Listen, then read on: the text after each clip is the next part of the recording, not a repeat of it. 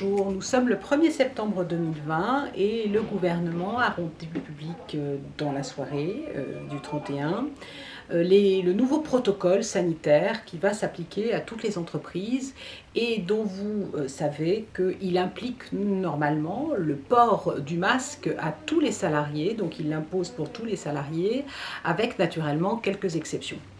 Donc la règle que vous devez intégrer, c'est que vous devez porter un masque qui doit vous être mis à disposition par votre employeur.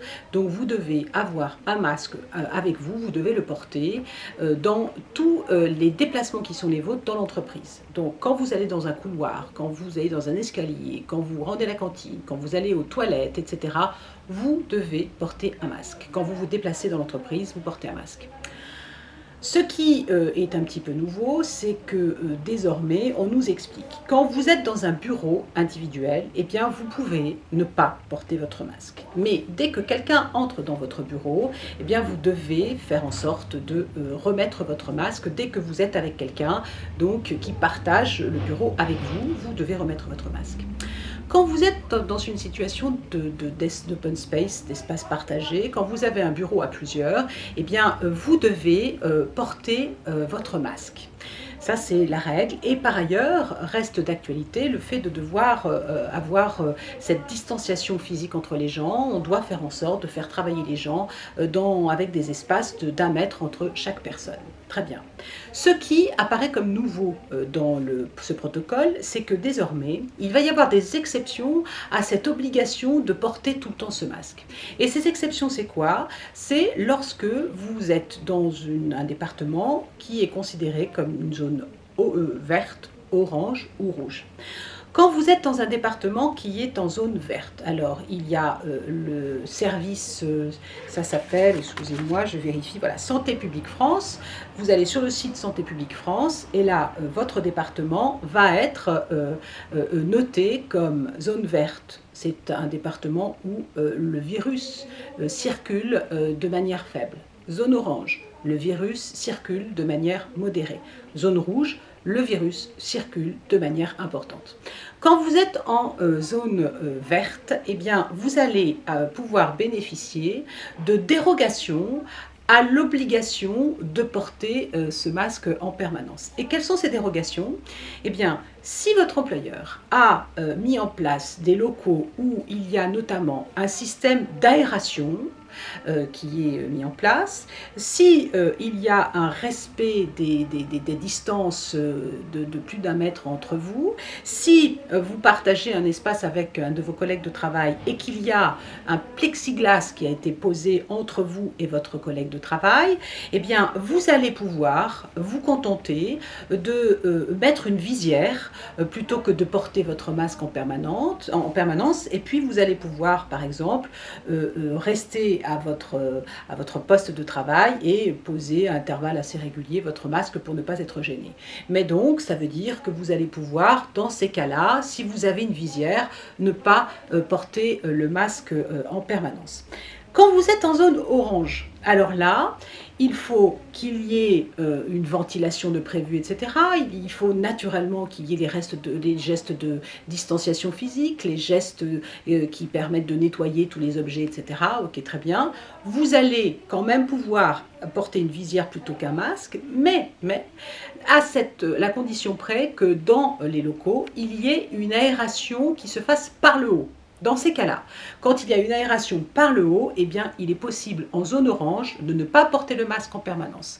Et quand vous êtes en zone rouge, c'est-à-dire que le virus circule de manière importante, eh bien, vous pourrez vous contenter d'une visière à la condition près qu'il y a cette aération par le haut, il y a, si vous travaillez avec des personnes qui partagent vos locaux, votre bureau, votre espace, il faut qu'il y ait un plexiglas entre vous. Et puis, il faut en plus, quoi qu'il arrive, qu'il y ait un espace de 4 mètres carrés il y ait une espèce de jauge de 4 mètres carrés dans chaque espace collectif pour pouvoir se contenter de ne pas porter le masque constamment et de mettre une visière plutôt qu'un masque.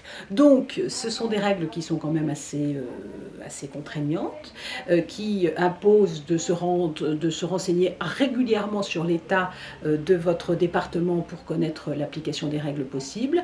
Je vous précise également que dans ce protocole, il est rappelé que les employeurs on leur conseille de mettre en place du télétravail, étant précisé que ça n'est pas une obligation et que votre employeur a parfaitement la possibilité de refuser d'appliquer le télétravail s'il considère que pour des raisons liées à son activité, à la bonne fin de son activité, eh bien, il ne souhaite pas de télétravail. Donc voilà, on conseille, on recommande, mais rien n'est imposé en matière de télétravail. Et puis on rappelle aussi qu'on conseille de mettre en place des mesures, notamment d'attribution d'objets personnels, les stylos, et on évite de les partager. Chacun doit noter ses stylos pour pouvoir les nettoyer et ne pas être infecté par quelqu'un d'autre qui aurait utilisé ses ustensiles, etc. Donc il faut, on nous conduit à la prudence, naturellement.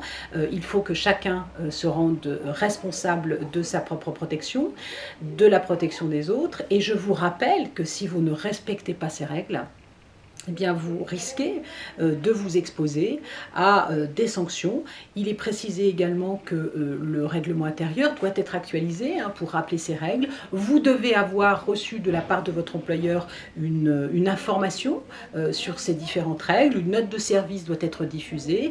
Et si vous refusez d'appliquer le masque de manière réitérée, vous vous exposez donc à des sanctions qui peuvent aller jusqu'au licenciement. Donc soyez prudents sur l'application de ces règles. Rappelez-vous que votre employeur doit vous fournir ce masque à ses frais. Vous ne devez pas payer les dispositions, enfin le masque, ça ne vous revient pas si vous êtes salarié. L'employeur doit également faire en sorte de nettoyer les locaux de manière extrêmement régulière. Quand vous partagez votre véhicule avec un de vos collègues dans le cadre de votre travail, vous pouvez le faire. Vous devez néanmoins porter votre masque, votre collègue doit le porter aussi et votre employeur doit faire en sorte de nettoyer régulièrement le véhicule. Si votre employeur ne respecte pas cela, eh bien, il s'expose à des sanctions. Vous pouvez alerter l'inspection du travail. Vous pouvez également considérer que vous n'êtes pas en situation de sécurité et donc vous devez interpeller votre employeur pour qu'il respecte les choses, interpeller vos représentants du personnel naturellement et demander dans le pire des cas aux tribunaux de tirer les conséquences de ces manquements.